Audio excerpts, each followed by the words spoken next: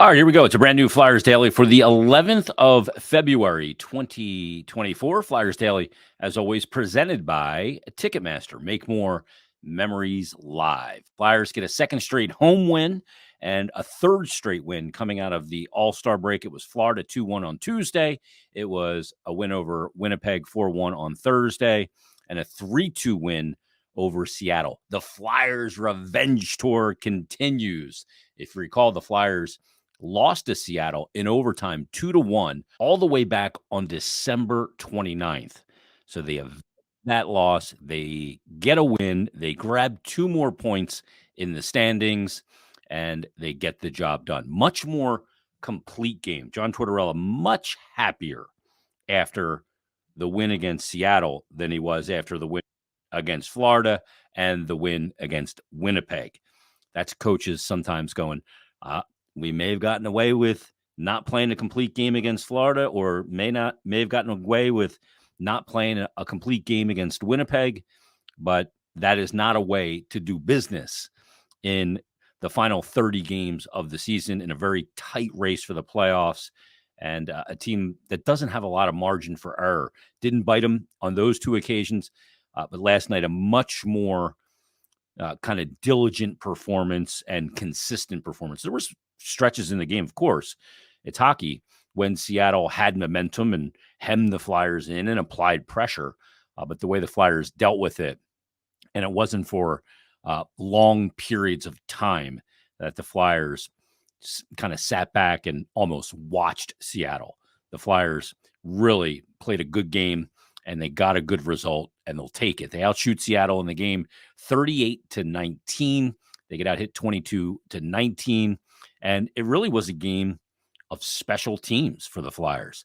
You know, special teams on one hand has been very underwhelming in total this season, although it's been better lately, the power play, and really overwhelming on the other hand, the penalty kill. And we'll get to the particular on that in a moment. But let's start off where the scoring began. Flyers came out in this first period, and I was watching the first period diligently because they came out, first of all, with their hair on fire, great energy, flying up and down the ice. Really looked like a team that was ready to go and ready to play fast. Just there was no D to D regroups in the D zone or the neutral zone the entire first period. I only saw 2 in the entire game, and that's something I kind of look for and chart at this point, seeing how fast the Flyers play in transition. And they, even when Seattle had possession in the Flyer zone, Flyers just did a really good job keeping them to the outside, not letting them get to the middle of the ice. If you look at the scoring chance heat maps on this game, you'll see it. Seattle had a really hard time getting to the middle of the ice in the Flyers zone. They just did a real good job. Hey, if you want to kind of meander on the outside, that's fine. Clear-sighted shots from distance and the outside, you'll take those every day of the week. And the Flyers did a real good job with their structure. And then in the first period, they get the first goal. They get rewarded early, which I think helps as well, obviously. Play from in front. You see that you're playing with a lot of pace and you're applying some good pressure on a really good goalie. Joey Daccord is having a really good season. And he was really good against the Flyers back on December 29th. He was really good in this game as well. I mean, 35 saves on 38 shots, and he made several really good ones. But 4:36 into the game, the Flyers open the scoring. It's Scott Laughton who gets the power play goal, his 6th of the season, on an absolute bomb. A one-timer from the right side. Cam York laid him out a beautiful pass, put it on a tee, and Laughton hammered it and just went bar down over the glove hand on the short side of Joey Daccord, and that put the Flyers up 1-0. Morgan Frost in his 200th NHL game picked up an assist as well. And the power play happens because of Scott Laughton. Earlier, just prior to the power play, Flyers get kind of hemmed in. It was the 4th line with Scott Laughton and Nick Delarier, and they kind of got caught out there. But Laughton makes a real good play, picking off a Seattle pass at the Flyer blue line and goes the other way on a breakaway. It was late in the shift, too. I was surprised he was able to even get a little bit of separation, being late in the shift and on tired legs. He was unable to beat Daccord, but Daccord's trying to kind of gather the rebound, and here comes Garnet Hathaway to stir it up, play into the whistle exactly as he's supposed to do, fighting for that puck, and he gets absolutely plastered, just cross-checked from behind, and that draws the penalty. So really, it's the Scott Lawton breakaway and the play he makes that end up causing the power play. First power play unit went out. I was unable to really get anything great going. Second power play unit came out, and Lawton gets the goal. Flyers go up 1-0. Then at 17:09, one of the few occasions, the only occasion by my eyes in the first period, where Seattle got to the middle. Thomas Tatar kind of got free in the high slot and was able to beat Cal Peterson. And it was a 1-1 game at that point. It was challenged for offside. And some of the angles you saw, you go, oh, that's offside. And then some of the other angles, you go, well, that's not offside. Sometimes the camera can kind of be deceiving based on the angle. The puck was also kind of fluttered in the air, so it was hard to tell. Nonetheless, Flyers do not win the challenge, and they have to go on the PK. So now it's a 1-1 game late in the first. You really outplayed the opposition. It's a 1-1 game, and because you didn't win the challenge, now you got to kill a penalty. And with 18-14, so final 2 minutes of the period within it, the Flyers on the PK, it's Ryan Poehling scored a shorthanded goal in the game against Winnipeg. It was the fourth goal for the Flyers, kind of off the rush, and just absolutely beat in that one Laurent Brossoit, and didn't seem like Brossoit was expecting him to shoot because he kind of looked him off. Well, Poehling went back to the look off again, kind of like a Magic Johnson no look pass, but it's the no look shot, kind of looking at the guy that's coming up the ice with you up the left side.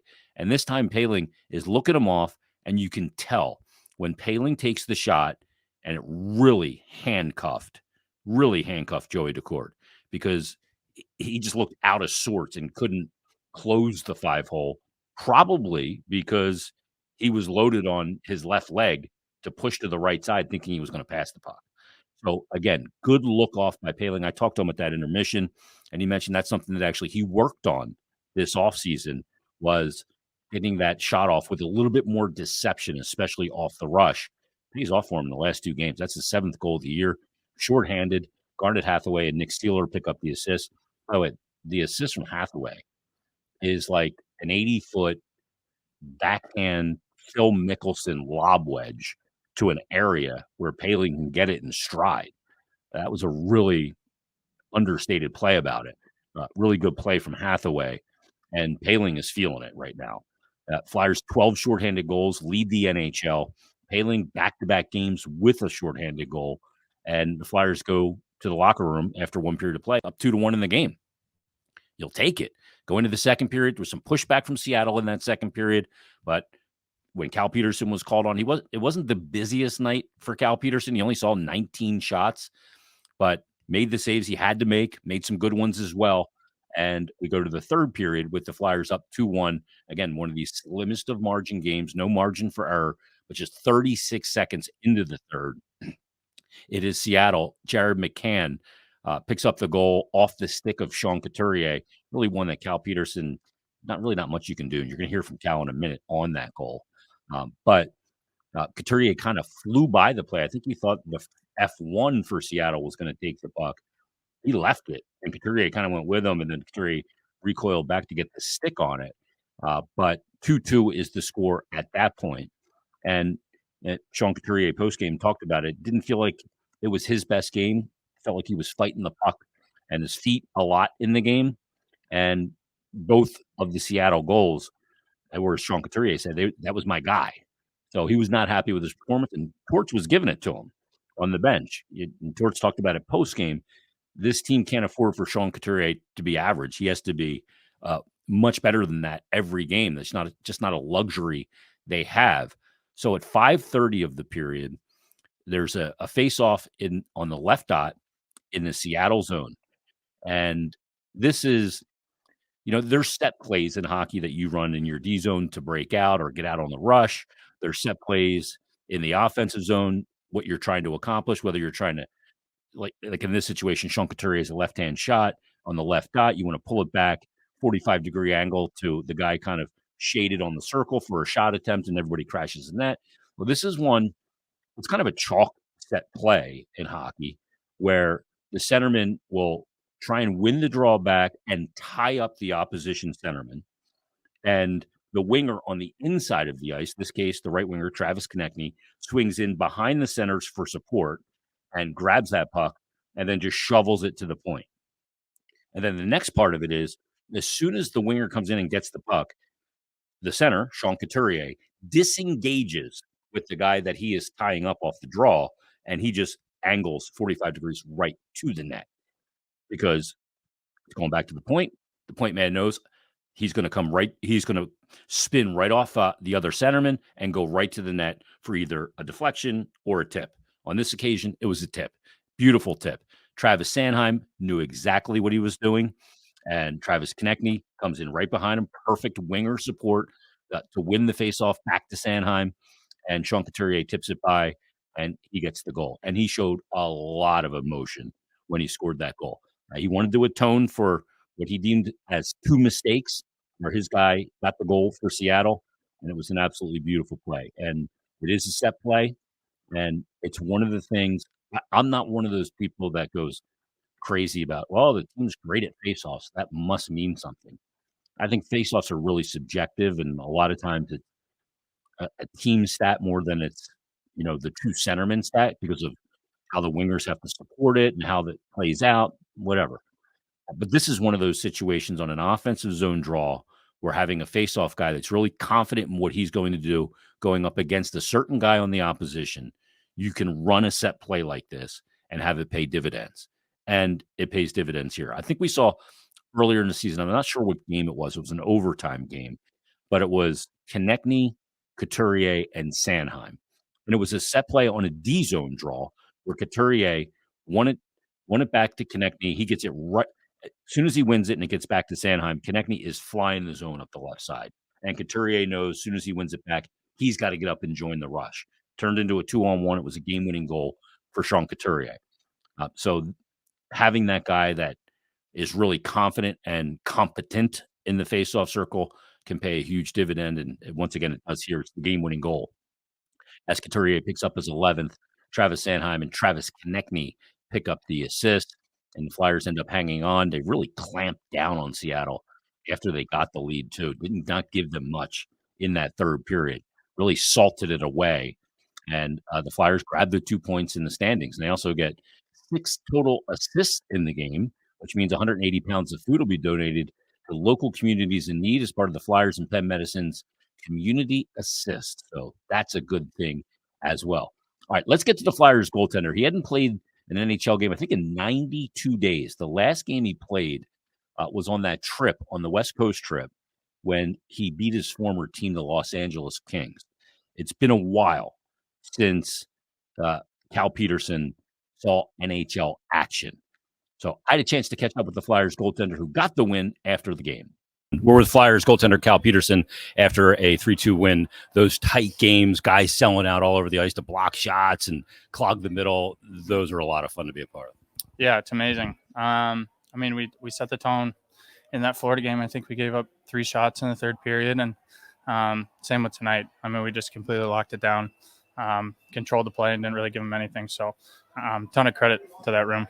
Sometimes for a goalie, when you don't see a high volume of shots, it's a little bit more difficult to have a feel for the game. How'd you maintain the feel? Because you had to make big saves in the third. Yeah. No, I was feeling good coming out of the second, and obviously weird second goal. So that was, I'm glad it didn't put the team on the heels. Like, we responded really well, and again, like the chances they got were few. So, I was just happy to make the ones they needed to make.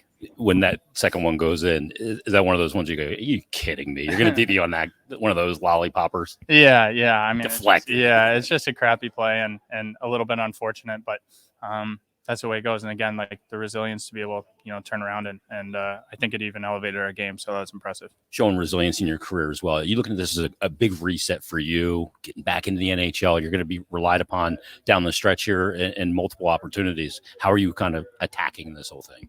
Yeah, I've been preparing for this opportunity for a very long time, and again, I'm just looking forward to trying to help the team win and make the most of it, and do what I can to really just embrace the city, embrace this team, and again, help the boys win.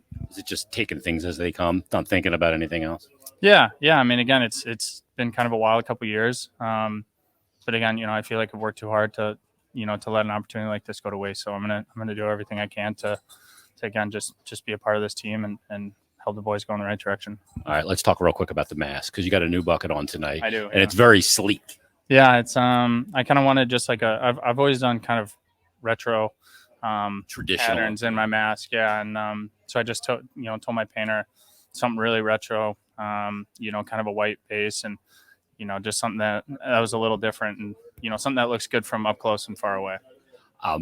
Who did your mask? Who painted it? Let's give him some bones. Yeah, it's Ray Bishop, Bishop Mask. He's done all my masks from really every since I turned pro. So I got a nice collection from him. Well, it is a sleek. Your other mask was pretty understated as well. Your game was not. Thanks for doing this, Cal. Best of luck coming up. Of course. Appreciate it. Thank you. Thanks to Cal Peterson for taking the time after his game. Good mask conversation there as well. He is a bit of an old school guy when it comes to mask and mask design. Some guys go for, to show a lot of their personality in their mask and put a lot of crazy stuff on it. Carey Price had some really cool masks, obviously, through the years. Some other guy, Nikolai Hobby-Bulin, for example, had the Bulin wall, so it was very tailored to him. Cal Peterson's mask just very clean, retro, old school feeling. It's a lot of white. I think it looks really good with the orange jerseys that they wear at home. I'll be interested to see what it looks like on the road when they wear the road whites.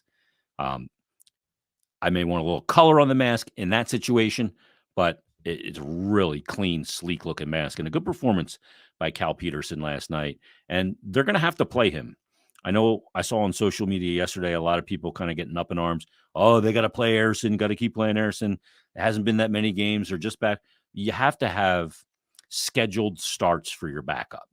This month is not that busy for the Flyers. It really isn't. They have a game Monday against Arizona. They play Thursday against the Toronto Maple Leafs. Then next Saturday will be the Stadium Series game. And it's not the busiest of months, but March is going to be busy.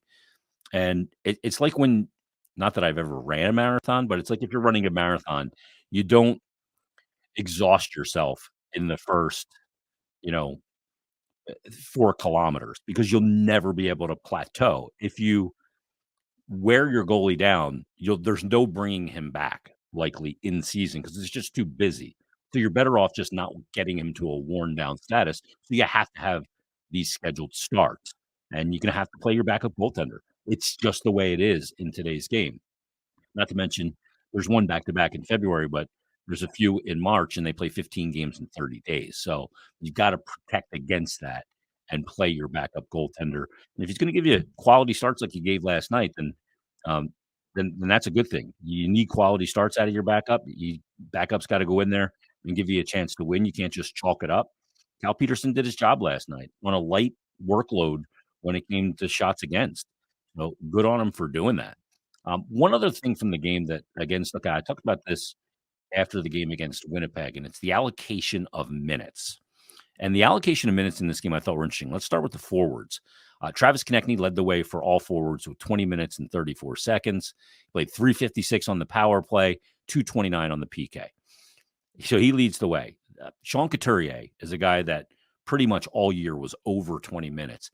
But you see now, especially with the emergence of Ryan Poehling, that you can pull a couple of those minutes away from Sean Couturier to make his effectiveness when he is on the ice higher and the sustainability of his game even greater. 18:33 in the game for Sean Couturier. And Cam Atkinson didn't play a shift in the third period the other night, played 15-16 in the game. Noah Cates was out there at the end of the game, very responsible. He gets 14 minutes. Scott Lawton played 12:47. Lawton had a really good game last night. Ryan Poehling, 15-12. Owen Tippett, it was a typical 12-6, so he didn't pick up the extra odd shift here and there. Played 17-25, had 5 shots on goal. So good allocation of the minutes up front. And then on the blue line was 6D. You had good allocation of minutes here too. Leading the way for the Flyers in minutes played was Cam York, 22:58. Played the most. And the interesting thing about the 22:58 when it comes to Cam York, 2 things. Travis Sanheim had the second highest minutes at 21:07. He played 28 shifts in the game, did Sanheim. York played 32 shifts. He played 3 minutes and 20 seconds on the power play, and he played 3:32 on the PK. I always say, do not listen to coaches or general managers or anybody about what they say about players. Look at the usage. You can tell Brad Shaw and John Tortorella have a lot of confidence right now in Cam York based on usage. He was really good in the game. And I thought he and Jamie Drysdale in the third period defending, especially defending any rush attempts from Seattle, were excellent. Their ability to skate the way they do, keep their body under control against the rush, and have an active stick by not getting their body all out of shape or off balance pays huge dividends. I thought York and Drysdale in particular defended really well in the game. And I had that one bold prediction at the beginning of the season that Cam York would lead the Flyers in average time on ice this season. I waved the white flag early because Sanheim was playing like 26 minutes a night.